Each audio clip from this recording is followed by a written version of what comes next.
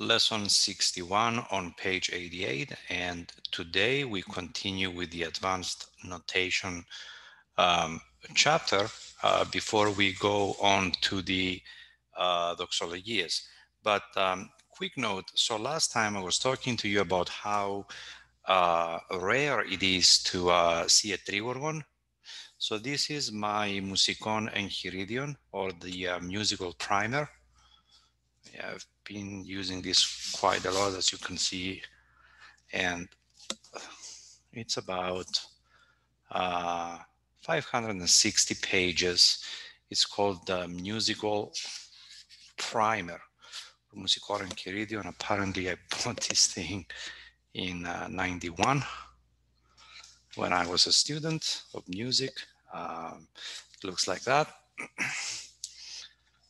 And the point that I wanted to make is that if you go through this whole thing, I spotted 3 trigorgon, and they were in some cherubic hymns by Gregory the Protopsalt, the reformer that we talked about in this course. And we're talking about his slow papadic cherubic hymns, which are not very usual because they're very complicated and very slow.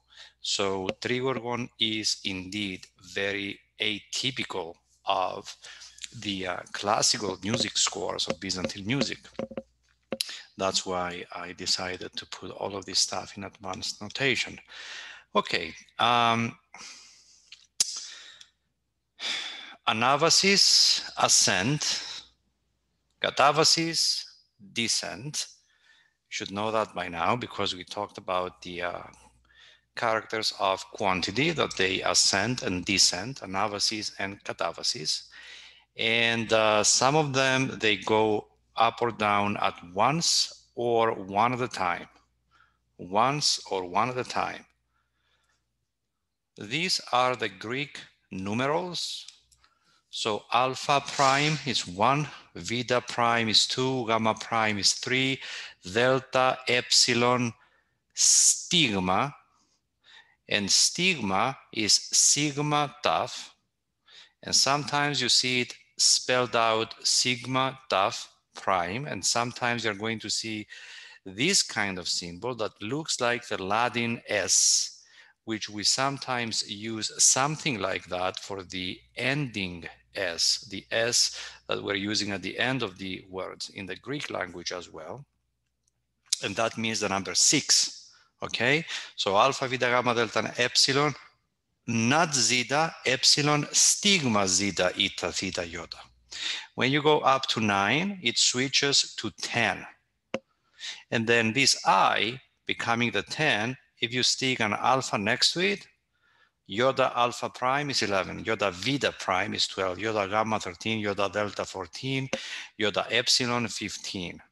And then the next one is going to be kappa, which is going to be 20, lambda, which is going to be 30, mi, ni, which is going to be 50. So the Psalm 50 in old books, they say psalmos ni, and they mean the 50, eleimon, eleison, theos, and all that. Okay, so those are the numerals. And why did I mention them to you? Because when I made these copies from Chrysanthos's 1821 Introduction to Music book, they do not use other numbers, they use letters. And the letters, they go as vita, that means 2. And this combination, as you know, goes 2 characters up. Delta means 4. Yeah. Delta means 4. And as you remember, this ipsili goes 4 up, and it doesn't matter if you have an oligon or a betasti. The oligon and the betasti don't really have any contribution to the quantity of it. The oligon doesn't have any contribution at all. The betasti has qualitative contribution because it contributes the flutter. So the oligon, sometimes we say that is serving all, any other characters that they happen to be on top of it, as it is the case here. Isaios, Ischyrios, you remember we use this Isaios, Ischyrios, that emphasis that we gave. So it goes 0. It's still an ison, but you emphasize it, okay?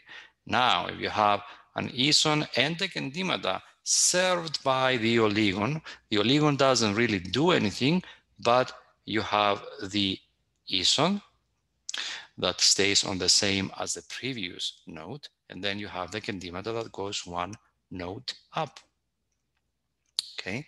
And here you have alpha, alpha, because one alpha goes for the oligon and the other alpha goes for the kendimata. And here you have the number 2, the Arabic number 2, not the Greek number 2, because every time when in Chrysanthos' book, the convention is that every time you see an Arabic numeral, you go one at a time, either up or down. In this case, all of these are ascend combinations, so all of these, they go up. So in this case, you go 1 plus 1. And in that other case, you go 1 plus 1. What's the difference between this case and that case? The oligon is always first on the first chronos. Okay, that's the difference between this combination and that combination. The oligon goes on the first chronos. In this case, so in this case is this, then that, and in this case this, then that, okay? And it makes a difference if you put a gorgon on top of these combinations like we've seen before. If you had a gorgon here, you would say, and kendimata would be on the arsis, and in this case it's going to be kendimata, kendimata oligon, kendimata oligon, okay? Here we have the 2 up. Here we have 2 and then 1 up for the kendimata. So 2 and 1 up for the kendimata. In this case, we have 3 all at once, hypervatos, 4 all at once, hypervatos, 4 and then 1 later, plus 1. 5, you remember when we said if the ipsili is at the center or the left, but not the right, you go 5 up. Here is on the left, so 5 plus 1. That's something we're going to see in the doxologies that we're going to be doing later. This is 6 up. This is 6 plus 1. And this is 7. Now this 7 is something that you may be seeing more often than the other combinations because it goes 1 antiphony or 1 diapason or 1 octave up. So it goes from ni to ni. Ni, ni, ni, ni, ni, ni. Okay? So from 1 ni, if you see that, you go to the ni 1 octave higher. If you are on pa, you go on 1 octave higher to pa, vu to vu, and so on and so forth. These are other combinations that you can spend some time on your own.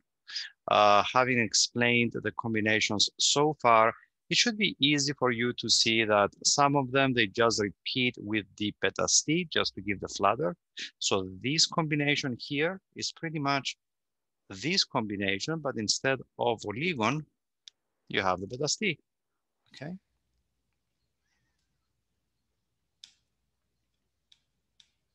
All right.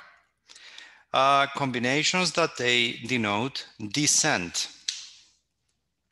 Κατάβασης. 0. 0. What's the difference between this and that? Emphasis, flutter. Okay? The oligon here doesn't do much for the apostrophos. The reason you have it there is because you may need to put a psifiston below there. and wouldn't look right just to put a psiphistone without something to support that apostrophos. So here is just serving the apostrophos. In this case, the petasti doesn't have any quantity to it, but it gives the flutter. It gives the quality. Okay. This is the porroi.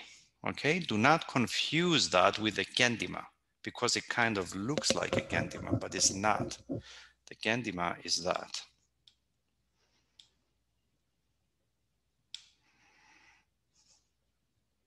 Okay. One looks one way, the other one looks the other way. So iporoi, if you forget about this oligon, it's going to be exactly the same thing. But if you put an oligon there, it's not doing anything to it. Apostrophos is going to give the flutter. This is two voices down or two notes down because of the elafron. Oligon doesn't do anything. Petasti doesn't give any quantity, but it does give the flutter.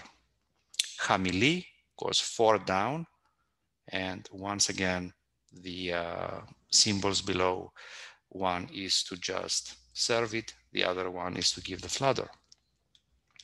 Apostrophos goes alpha, 1 down. Well, 2 apostrophe, they're going to go 1 plus 1, and hence the Arabic numerals. Elafron is going to go 2 at once, and this is the Syneches elafron, which is going to go 2 1 at a time, but with the first apostrophos on the arsis. Okay, and same way you can decipher most of these things. And really, when you're getting anything above 7, like this thing, you're going to see it. This combination of 7, you're going to see it, because sometimes, not very often, you are on high knee, and the composer wants you to go on the knee below that, 1 octave, diapason, antiphonia. So they're going to be using something like that. The rest of them, I've never seen them. But they're there. It's for your own reference. Advanced notation. That's why I have it here. It's not very usual. This is pretty advanced stuff. Okay, I think I'm going to stop here. And next time, we are going to start talking about ison. Thank you very much, and I will see you next time.